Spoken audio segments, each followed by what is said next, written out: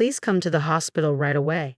Sarah is in critical condition. I pleaded urgently over the phone, my voice shaking with fear for our 6-year-old daughter's life. But instead of rushing to our daughter's side, my husband's harsh words cut through the line like a knife. Stop with the lies and using our daughter's life as bait. You're the worst, he accused callously. I'm not lying. Please believe me, I cried out desperately, met only with a dismissive click of the tongue and his cold promise to have one more drink before considering coming back. By the time I get there, Sarah will probably be fine. Stop bothering me, he spat before hanging up abruptly. I crumpled against the hospital corridor wall, my strength failing as I whispered, Sarah.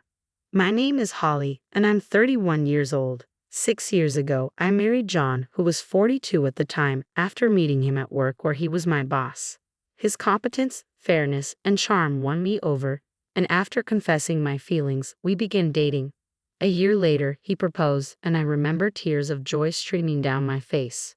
Shortly after our wedding, I discovered I was pregnant.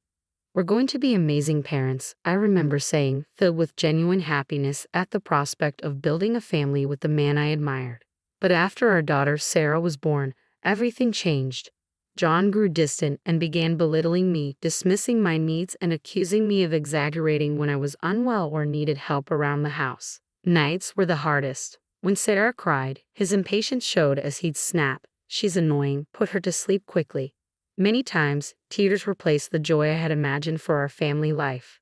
You're a stay-at-home mom, and you can't even manage the kids while doing your chores. Damn, I picked the wrong one. John's words cut through me sharply. Why would you say that? We're a couple. We're in this together, I protested. I'm out working hard all day. Don't burden me with housework. And your constant complaints about being sick or not getting enough sleep because of the kids. I don't buy it, he retorted coldly. I'm not lying about any of this. Besides, Sarah is our daughter. You need to be involved in raising her too, I pleaded, hoping to reach him. If you need help that badly, hire a housekeeper. That's if you can afford it, of course, he dismissed callously. His accusations stung, but what hurt more was his indifference towards our daughter. The thought of divorce crossed my mind, but as a stay-at-home mom, leaving with Sarah felt daunting. Still, I resolved to be the parent Sarah deserved, one who would protect her no matter what. If something ever happened, it seemed Sarah vaguely understood that her father, John, and I weren't getting along well. Despite this, she grew into a kind child, often gently stroking my head and saying, "Thanks for everything, Mom." Each time, I would lovingly hug Sarah and respond, "Mommy loves you so much, Sarah." But then, suddenly, something precious to me was taken away. It happened on Sarah's 6th birthday. The three of us had planned to celebrate together. I had been busy with preparations all morning and was nearly finished by 3 p.m. Just as I was about to leave to buy her birthday cake, I received a call from John. I got roped into a night out with my colleagues. "I'll be home," John's voice came through the phone.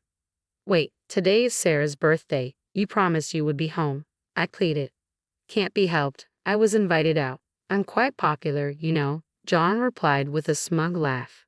"Popular, my foot. They probably just want you to pick up the tab," I retorted, frustration creeping into my voice. I've told him countless times to stop footing the bill for his colleagues' nights out, but John never listens. He just says, "Who else is going to pay? I'm the boss." "Can't you please come home for Sarah? She's been looking forward to celebrating her birthday with you," I begged. "Stop nagging. I'll get her a present. That should be enough," John dismissed. "Fine, whatever," I snapped, cutting the call abruptly with a loud slam of the receiver. Relief washed over me momentarily. I shouldn't let this get to me. Today is all about Sarah. I have to keep smiling, I thought to myself as I walked into the local bakery and picked out a strawberry cake, Sarah's favorite. With the cake in hand, all that was left was to wait for Sarah to return home. But as the evening wore on and the sun started to set, Sarah still hadn't come home. I tried to reassure myself, maybe she had lost track of time while playing with her friends. Just as I began to consider searching the neighborhood or calling the police, the phone rang. It was the police on the line. "Holly, there's been a traffic accident." "What about Sarah? Is Sarah okay?" "They've taken her to the hospital, but she's still unconscious. We're sorry for the delay in contacting you. It took some time to confirm her identity. I have to go to the hospital right away," the police officer informed me urgently. I regretted not leaving Sarah a note with my contact information, but dwelling on it wouldn't help now. Rushing to the hospital, my face drained of color, I silently prayed, "Please, God, let her be okay." At the hospital, a nurse broke the news to me. Sarah was in critical condition. The strength drained from my body, and I collapsed to the floor. Just this morning, she had been fine, going to school like any other day. This wasn't supposed to happen. I struggled to convince myself it was all a terrible dream. But the steady beeping of the machines monitoring my daughter's unconscious form brought me back to harsh reality. "I need to call John," I muttered, stepping out of the room to dial my husband's number. "What? It's you again? Don't bother me while I'm out drinking." John's voice slurred through the phone. "Sarah got in an accident and she's at the hospital. It could be serious. Get here now." John scoffed, dismissing it. "Yeah, right. Another one of your stories. You're just upset because I missed her birthday. Stop making things up." "I'm not lying. Please come to the hospital now. Sarah's in critical condition," I pleaded desperately. "Stop holding the grudge against me. You're being ridiculous," John retorted callously. "Please, just come. Sarah might not make it," I cried, tears streaming down my face. I found myself pleading through the tears, overwhelmed not just by sadness but by the disbelief that my husband could accuse me of lying and show no concern for our daughter in such a dire moment. Fine, I understand. I'll have one more drink, then I'll come back. By then, Sarah will have miraculously woken up and be peacefully asleep in bed. I'm tired of your lies. Don't call me again. Bye." "Wait," I shouted, but he had already hung up. In the hospital room, I sat, tears streaming down my face as I waited for Sarah to wake up. But she never did. Her birthday became the day she left us forever.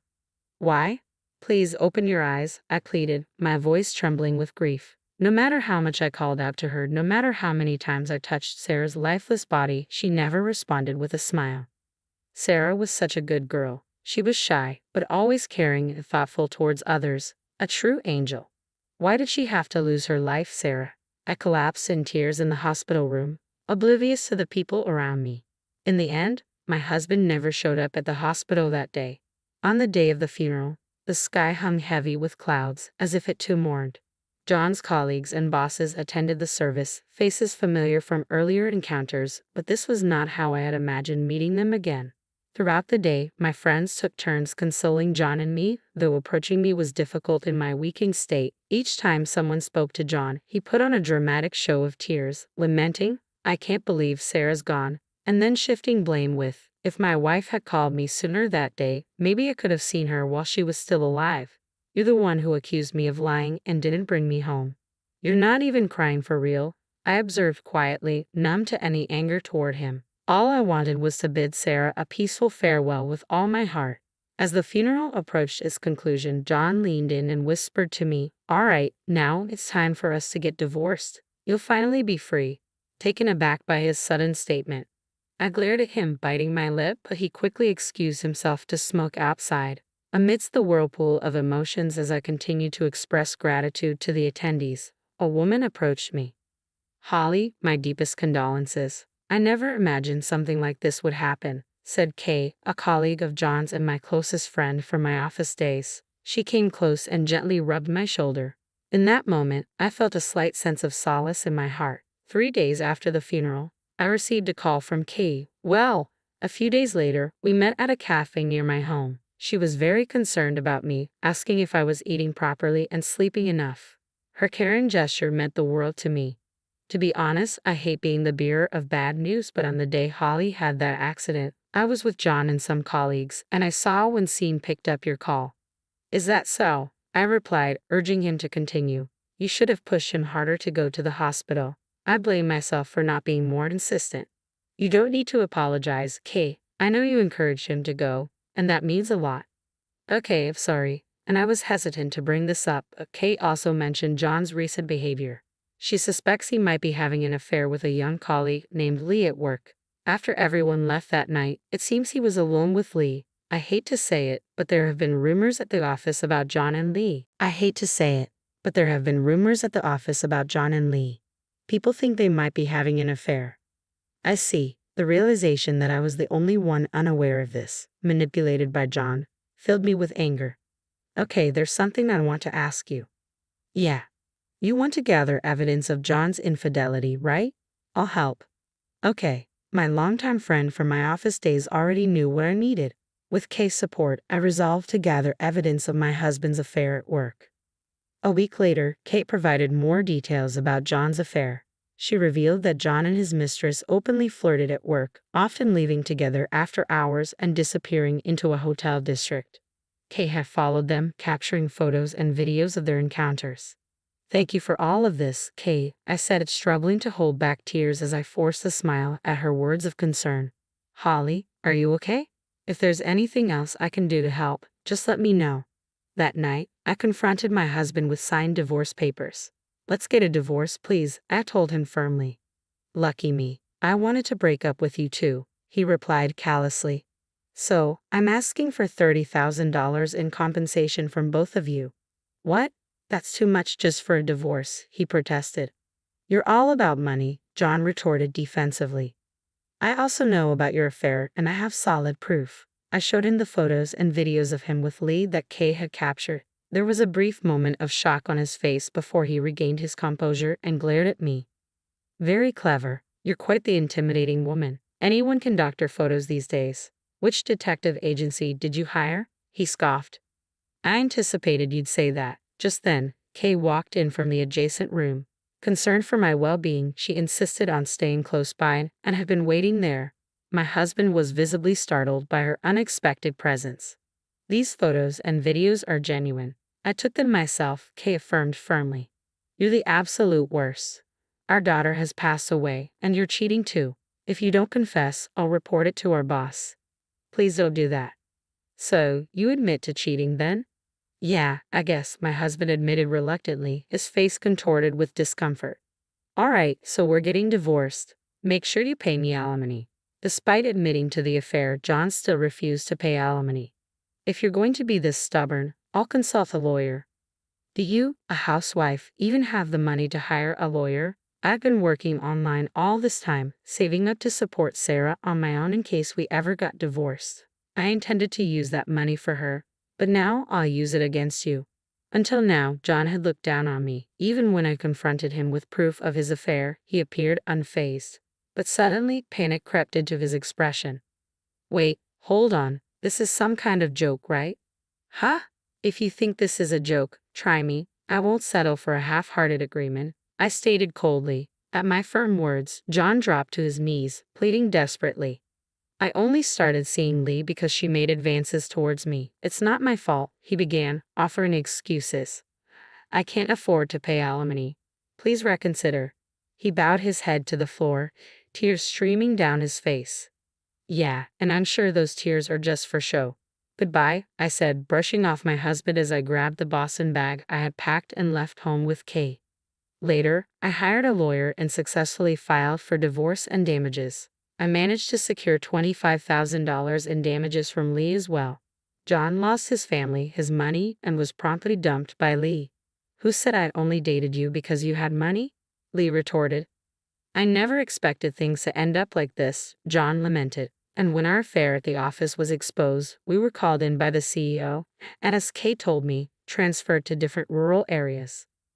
Following my divorce, I moved back to my parents' house and continued working from home. Sarah was laid to rest in our family cemetery back home. While I still mourned deeply, I resolved to live out my remaining years quietly and peacefully.